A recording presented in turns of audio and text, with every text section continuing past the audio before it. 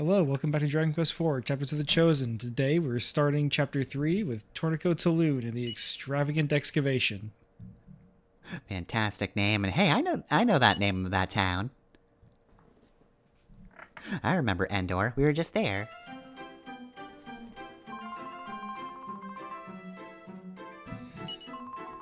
Alright, well, we're three chapters in, but we're doing this standard RPG start of being woken up by a family member.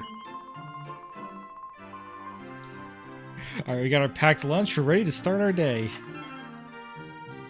We also our have hat. a hat. Look, we have a packed lunch, but we also clearly have a pack on us.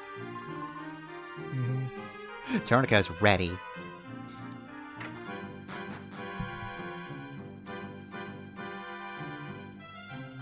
Examine our pots. It never occurred to me, these are the only three pots that make sense to break, and I think the whole game, because they're clearly our pots. It's still kind of weird in a way. I think I left a medicinal herb in one of these. Smash! I mean, pots have an opening in them. That's kind of the point of them. Where you been, Taloon? Well, our boss doesn't seem too happy with us.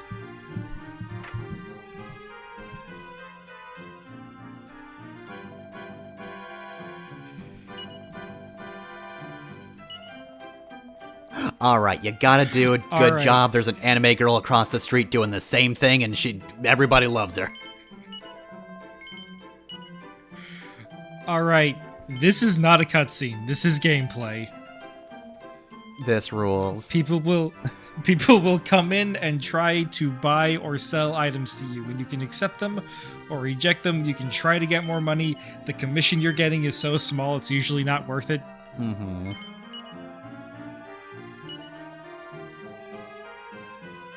God. Anyways, this guy says you'll buy something, then does what many players do and realize, ah, shit, I don't have room. Hold on, I'll be right back. This kicks so much ass. This is great. And remember, this game was originally on the NES and Famicom. Yep. That is how quickly they adapted. Yeah, just, hey, what if you played as the shopkeeper? Bam, there it is. Dragon Quest IV, we got it. Like in Reciteer Who? Gonna be in Reciteers after this one. And there are, like, strange, not quite hidden, but maybe not incredibly obvious mechanics with this. For the most part, you'll do this enough to get some sort of weapon before starting on your actual dungeon delving.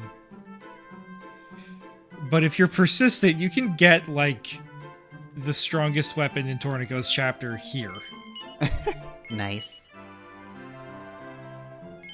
I don't think it's a good idea. In fact, I'd say it's quite a bad idea, but I did it the first time I played the game.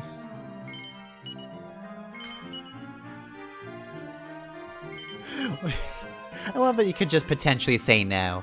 This is a weapon shop, right? No. The weapon shop sign out there is just a joke. Idiot. Fuck off. I feel like that's there to feed into people who think that certain NPC types are more likely to buy higher price items. Mm-hmm. It's like, oh, you want to turn those guys away immediately because they're never going to buy the Divine Daggers. I don't think that's true. I think this part is just here to sell the idea that Torneko Taloon works as a shop clerk. He doesn't even own this shop. We didn't really draw attention to it, but the opening narration does say he specifically wants to be an arms dealer. I must fund the military. Just weird because, like, he has, like, a loving relationship with his wife and a kid. And, like, I didn't draw attention to this either, but in the bookshelf, the only book he draws attention to is, like, a picture book that his kid draws in all the time. Aww.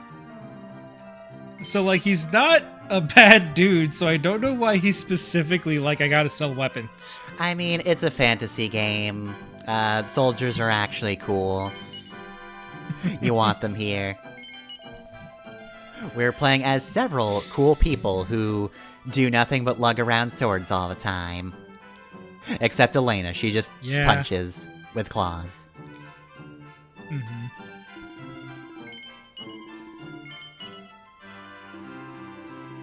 There's a whole mechanic to this part of the game that hasn't even happened yet. Anyways, I am so tired of this. Ugh, what an ordinary life we lead, if only there was something more we could do.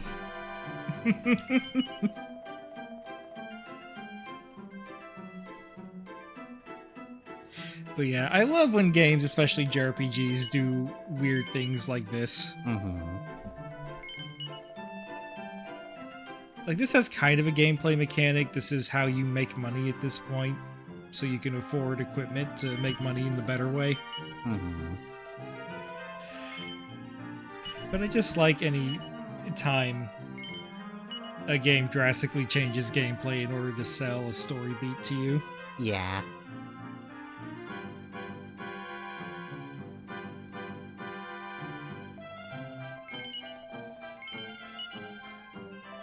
Now, oh, go on.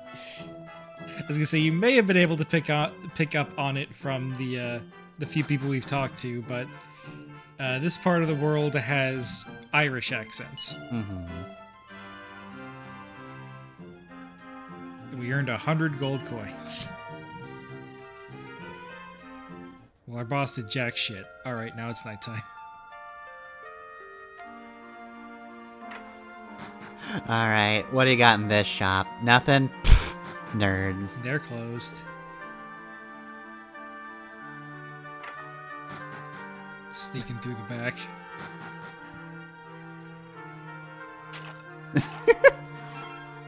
Take that, business rival. What luck! A leather shield! Hey, put that back! This belongs to Torneko now. Alright. That NPC tells us what our goal is. Also, we eat the packed lunch. We're gonna make our way to Endor and open up a shop, and then we're going to move our family out of Lakanaba and to Endor.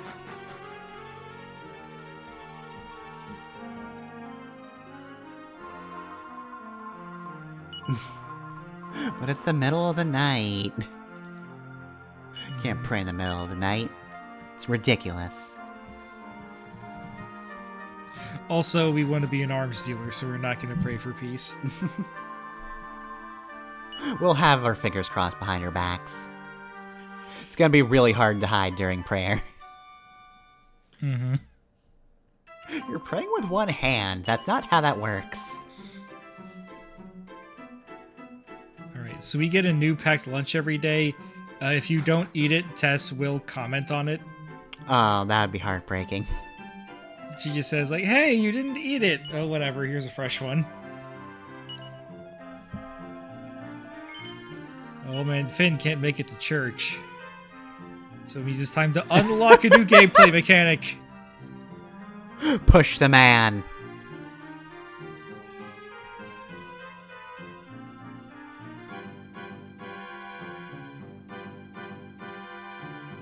Torneko is so community focused. Good for him.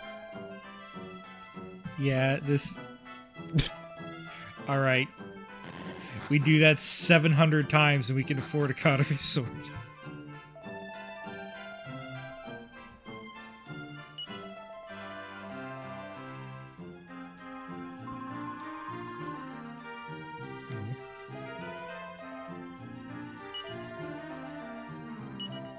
So, in terms of weird stuff, this chapter's a step up. In terms of our starting position, we are a step down from either of our preceding chapters. Yep. Also, I'd just like to mention that every time we have to savor over a chapter, it seems like we're just, like, overwriting a Bible page because of the playtime. Oh no, not Sophia 3:18 or whatever that was. That's such an important verse. It never occurred to me. Alright, well, after working for a full day, we can't afford any new armor. Damn. Torneko's got a relatable life, huh?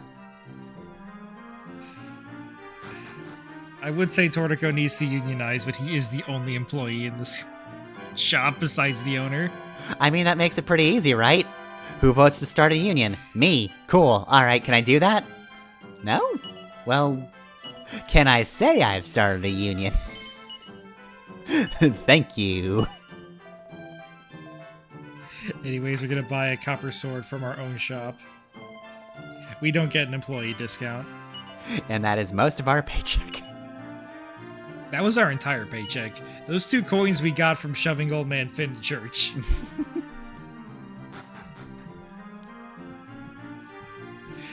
Boss man gave us our paycheck, we gave it right back. Mm-hmm. Boss makes a gold, we make a copper. That's why I eat my Anyways, sandwich on company time. The amount of times that somebody walks in here, says, yeah, I'll buy something. Oh, wait, I guess I can't. Sorry. And then leaves. Mm-hmm. There should be an option to jump over the desk and punch them. The character just says, like, oh, so on second that looks like I can't afford it, and then just the battle transition plays. See, that makes you think about your own actions. You know, every time you've done that to a shopkeeper, well, now the shoe's on the other foot. Yeah, that really is, like, the point of all these varied responses. And it's just very funny to think of, like, that was coming from the biggest JRPG franchise in Japan by its 4th entry. They haven't even moved to the Super Nintendo yet, and they're already doing complete piss takes like this. Mm-hmm. Also, if we have a minute, I would just like to mention something I thought of from, too late for the previous episode, but Go ahead. The whole idea of that Yeti just spinning around with the after images did later put me in mind of Tien fighting Jackie Chun in Dragon Ball, that fight, which of course made me think of the one meme that somebody did. Which is? Have you not seen the video of just Jackie Chun spinning around going, pussy, pussy, pussy, pussy, pussy? No, I haven't. Oh my god, I need to find that. And then he moves in and you just hear, fuck, fuck, fuck, fuck, fuck, fuck, fuck. Oh god. Every once in a while I see somebody request to find that, and then they found it again, and I never bookmark it, and I need to. But anyway, yeah, now I can just think of that happening to Elena instead. Elena just rapid fire shouting, fuck. It was great.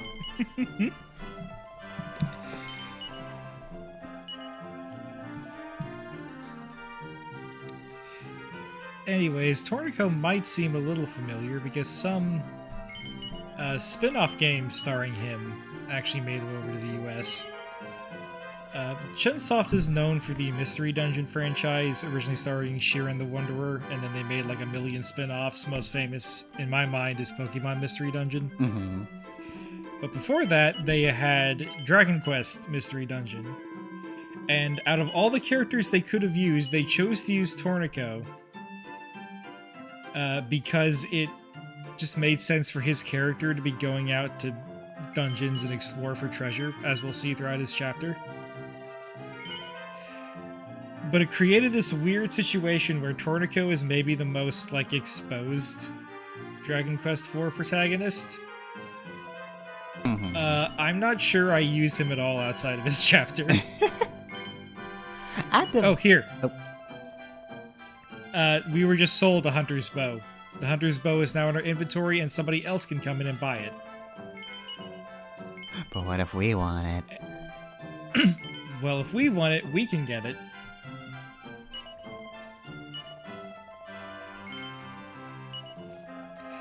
And I said no there to try... if you refuse someone at the price they ask, there's a chance they will offer more money. Mm-hmm. Usually not worth it. I thought I'd give it a try for the more expensive hunter's bow. But yes, if you don't sell it to anyone, you can go and buy it. And the strongest weapon that characters will sell to you in this part of the chapter is a cautery sword, which we encountered in Ragnar's chapter. Strongest weapon in this chapter at 1,400 gold coins. You could potentially get it before starting your first dungeon. It's just a bad idea. Mm-hmm. I will also say, Torneko is a pretty good Toriyama design. Very Yeah. different from what he normally does, and also, you kind of just know what he's about when you look at him. He just looks friendly. Friendly guy. Very approachable. Mm-hmm. He's not quite as manic, but he's what I'd imagine like a human version of Riki from Xenoblade would look. Is, you know, middle-aged, kind of a big guy, but like, you know, friendly looking. Mm-hmm. Pleasant.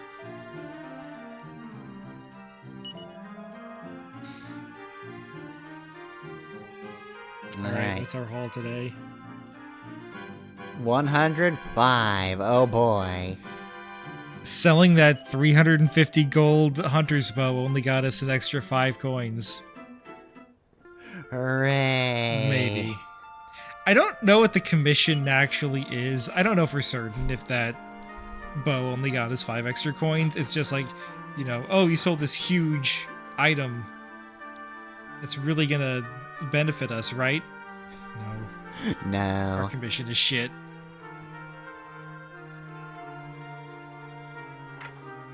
Anyways, I decided to check out the inn.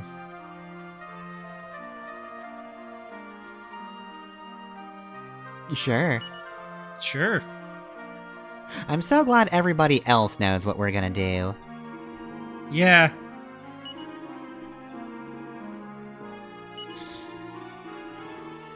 I mean, I guess they can't have us talking to ourselves.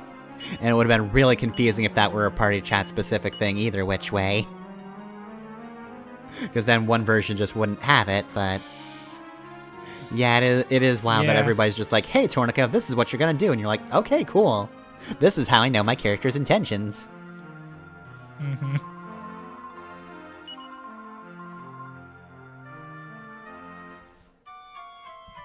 Alright, back to sleep. Thankfully, I won't subject you to this for any longer. I think. I think next we're heading out. Also, our kid has not gotten out of that bed. I hope he's okay. I hope he's just, like, lazy and not, like, ill. Alright, any new information in the end of the daytime? You mentioned it, but you didn't tell us about it. Oh yeah, so we really do need that. So I believe I mentioned earlier part, if you lose a fight, you respawn at the church with half your gold. In Torneko's chapter, you get so much gold that would be devastating. Mm-hmm. So the first thing that they have you do is get an item that prevents you from losing gold. The monsters just look at it and go, steal? I can't fuck with that. Alright, send him back to church.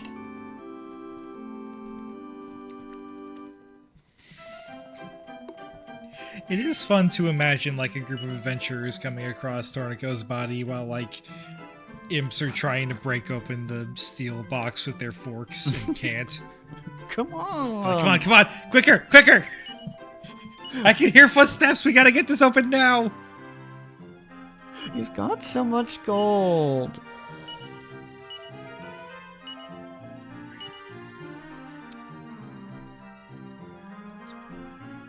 Bought emergency chimera wing, a few medicinal herbs. And there goes so much of our paycheck. Torneko really is just living paycheck to paycheck. Yeah. And we're off. You see that cave to the north that they mentioned, so We can we'll go head there. first.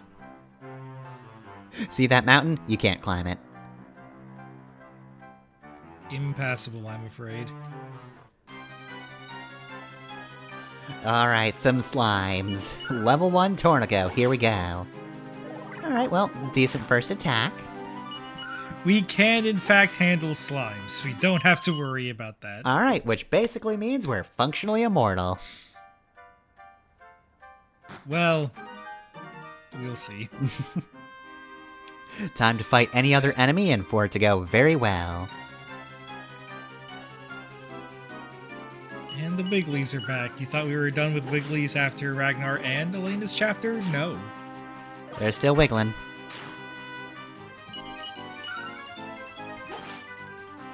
So rather than wait for it to happen, I will mention one thing about Torneko's chapter is that all the enemies use a different drop table. In order to facilitate certain parts of the game, they are far, far more likely to drop items, and some drop different items than what they normally do. Mm-hmm. This will be more important later, but I mention it now just in case it comes up. Oh yeah, let's press the button. Shit, shit, shit, shit, shit, shit, shit, shit!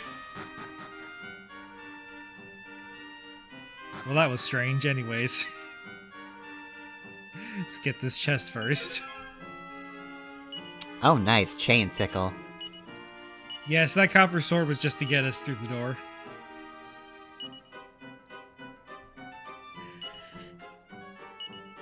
I'm not sure why Torneko knows how to use this. He doesn't actually know how to use it super well. He just throws it. Anyways, I haven't learned my lesson. I appreciated the water. It was nice, actually. The drop, maybe not so much. We're gonna go further down.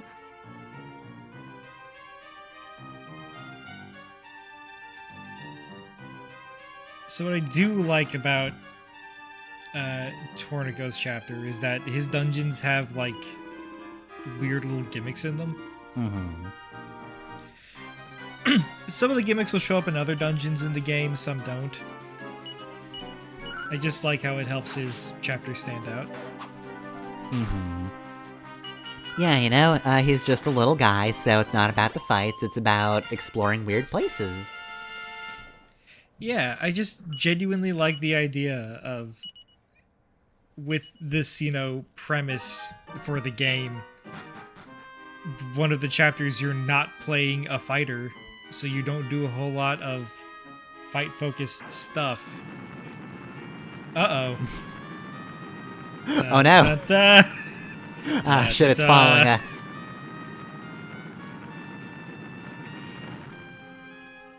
Okay, good, it wasn't Alright, Sapiens. we tricked it? I'm not sure why we had to go that particular route.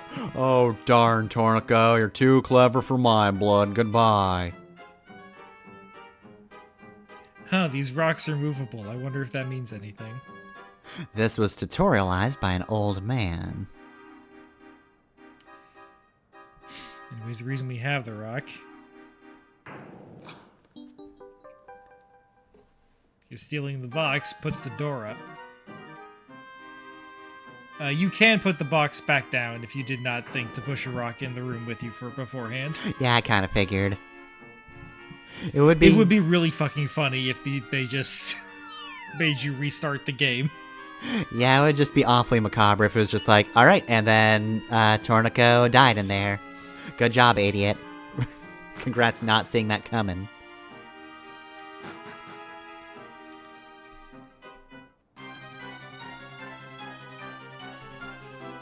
Alright, did I heal? I never healed. Let's see if I remember to heal after this one. Just getting slowly more and more nervous watching yourself play back. Yeah.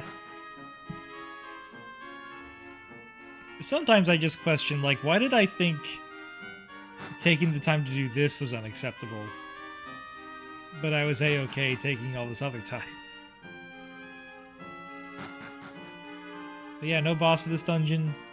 And the Pretty water easy just enemies. sealed itself up real quick. That's nice of it. Yeah. We were just in and out.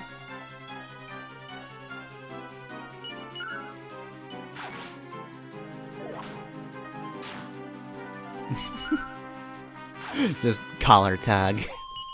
Getting kind of low on Souls HP, huh, outta here. Torneko? Alright, we're almost back to town.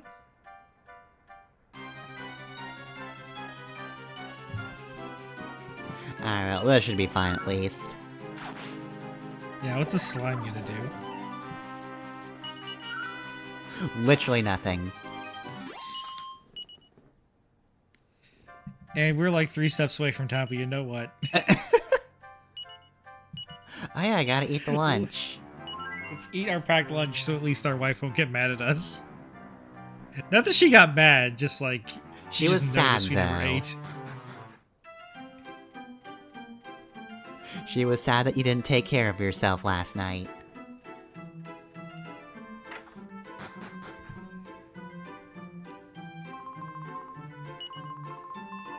Yes, work, which we went to. It was a form of working.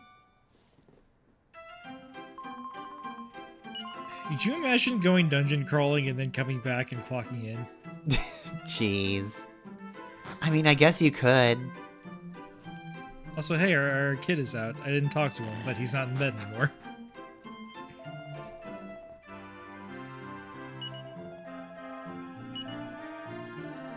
I was very preoccupied with saving in this chapter, as you can see.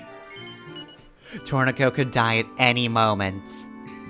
I mean, he kind of can. He's pretty fragile at this point. He does have good HP growths, but he is only level 2 still.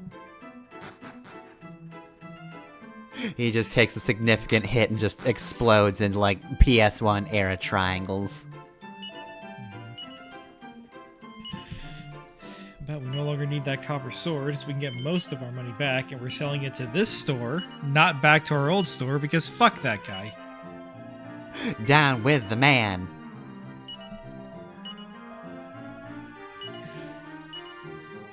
Are we far enough away from Anyways, our old job that we can say that? Who knows?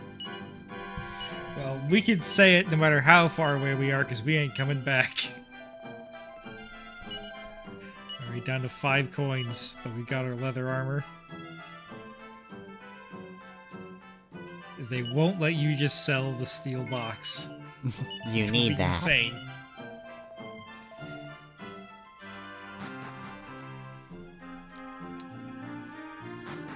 That's gonna do it for this episode. Next episode, we make our way south and start our journey towards Endor again. From the north this time.